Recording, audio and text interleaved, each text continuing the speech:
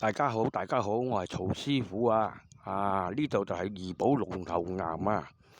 啊！有一個呢個觀音像嘅故事啊，講起呢個觀音像嘅故事啊，一個人就自助呵嘅佢就發夢到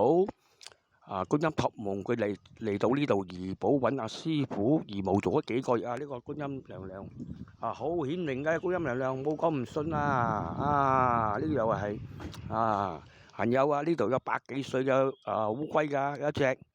呢度嗰啲顧客離開，好多人餵開魚，餵開烏龜，有啲翻嚟種馬錶，有啲做嘢好順下，睇下你幫我掉咗啲佢你有冇嗰啲魚同烏龜有冇好順下㗎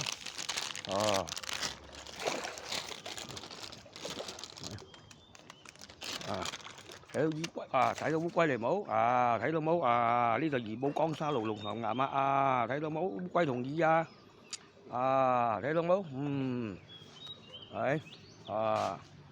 烏龜同魚冇跟住咩觀音像娘睇到冇